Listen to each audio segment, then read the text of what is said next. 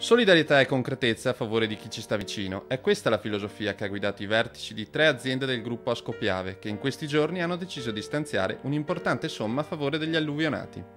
Una realtà, quella del gruppo trevigiano, che trova nell'importante partecipazione dei comuni e nella mission aziendale il suo punto di forza.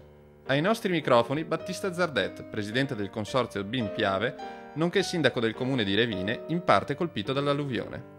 Abbiamo detto dobbiamo dimostrare solidarietà a tutto il Veneto, soprattutto a quelli che hanno avuto maggiori danni, alle aziende e ai cittadini.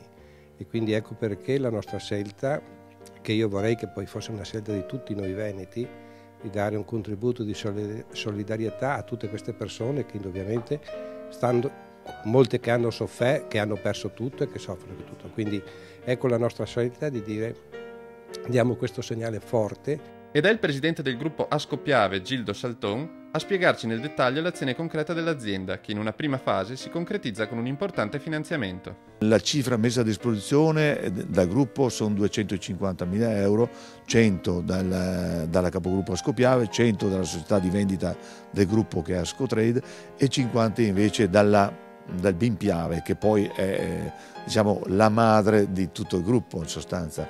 È lì che risiedono i 34 soci fondatori del gruppo. Questa cifra è stata messa a disposizione del conto corrente aperto dalla Regione, quindi sarà il commissario Luca Zaia che poi destinerà la somma e sono sicuro che in mano a Luca Zaia sarà ben amministrata. A questo primo intervento ne faranno seguito degli altri che sta portando avanti Ascotrade, la società di vendita del gruppo. Ai nostri microfoni il presidente Stefano Busolin. Noi interverremo, come dicevo, sui nostri clienti, siano famiglie, siano attività economiche. Possiamo dire a queste famiglie, a queste aziende, fin da subito che nel caso avessero già ricevuto la bolletta di non prendere in considerazione fino a nuove disposizioni. Noi stiamo dialogando con i loro rispettivi sindaci, i quali tra qualche giorno ci daranno anche i nominativi precisi delle famiglie e delle aziende coinvolte da questa alluvione. E per aiutare ulteriormente la raccolta fondi, il gruppo inserirà nelle fatture inviate ai clienti che non sono stati coinvolti dalla calamità gli estremi del conto corrente aperto dalla Regione del Veneto e il numero telefonico a cui inviare l'SMS per contribuire alle donazioni.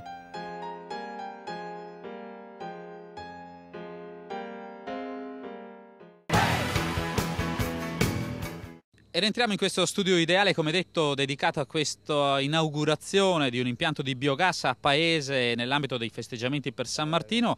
E come detto siamo con il sindaco Francesco Pietrobon. Allora sindaco, è un percorso questo lungo, partito per valorizzare il progetto carne, diciamo così, perché un bel giorno voi avete scoperto che Paese davvero è straordinariamente ricca di allevamenti bovini zootecnici. Abbiamo cominciato nell'ambito delle nostre manifestazioni a cercare di valorizzare questo tipo di prodotto, che è un prodotto importantissimo per l'economia non solo di Paese ma trevigiana, e oggi diciamo è il clou di questa manifestazione, nel senso che siamo venuti in un'azienda agricola la più grande del territorio, ci sono oltre 800 capi di bestiame da ingrasso e è onore e merito alla famiglia Sartor che è riuscita a cogliere quello che è dare il massimo di valorizzazione del territorio, e cioè fino a poco tempo fa alcuni prodotti di scarto dell'allevamento erano un problema, li ha trasformati in un qualcosa che farà reddito. In un'opportunità. Ecco, un'opportunità. Io l'ho lasciata spiegare tutte queste cose. Lei da sindaco ogni giorno ovviamente ha contatto con gli sviluppi anche economici del suo territorio. Ecco, ci sono istanze in tal senso verso le energie rinnovabili?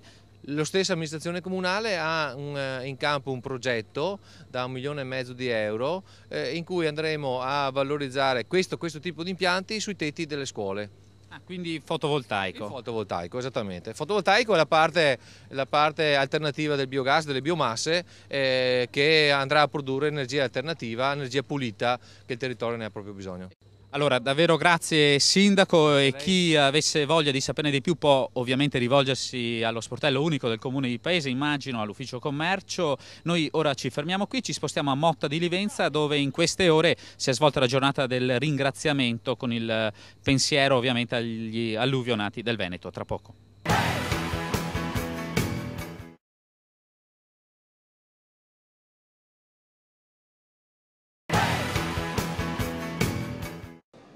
Rientriamo per questa seconda parte in questo studio ideale, ci siamo trasferiti a Motta di Livenza, siamo sul sagrato della Basilica della Madonna dei Miracoli, ve lo ricordiamo, quest'anno si onorano i 500 anni dall'apparizione e vi stiamo parlando della giornata del ringraziamento, ma da queste parti si continua a parlare anche di potenziali e drammatiche esondazioni. Quest'anno non c'è stata, il ricordo del 66 è vivo e abbiamo qui il sindaco di Motta di Livenza. Buona giornata. Buongiorno. Sindaco, allora, ho detto bene, la paura c'è stata in questi giorni?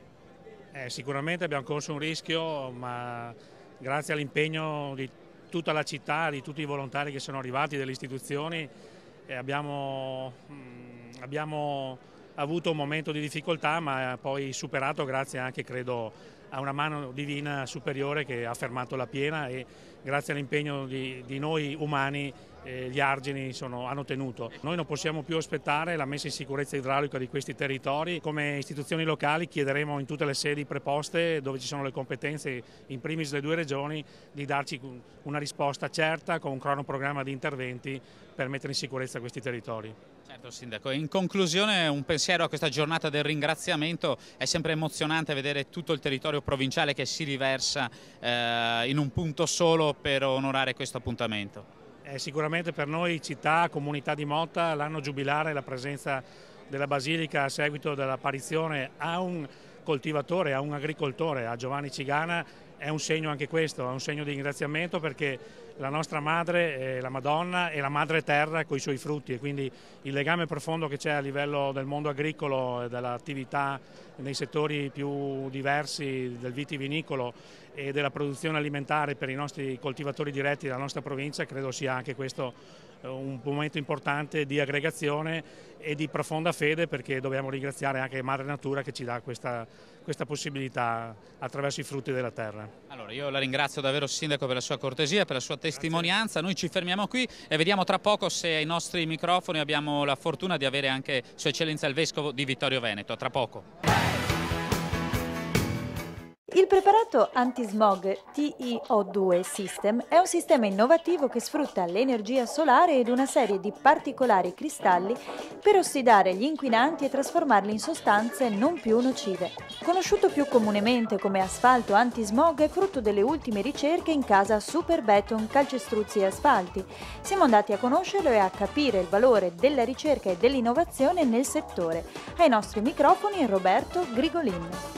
Indubbiamente questo è una delle componenti fondamentali per attestare e dare delle qualità e garanzie al prodotto che prima erano in maniera più standardizzata, quindi i vari prodotti, e li stiamo sperimentando in continue valutazioni sui vari territori, sulle varie situazioni, perché vogliamo trovare e dare quelle risposte che oggi possono dare un certo contributo, soprattutto l'ultimo prodotto che stiamo proponendo e che sta oggi attraversando una certa sperimentazione, è sulle zone urbane, su determinate aree dove ci sono degli eventi straordinari, l'asfalto antismog. Ma come funziona esattamente questo nuovo conglomerato bituminoso capace di sfruttare l'energia solare per abbattere gli inquinanti?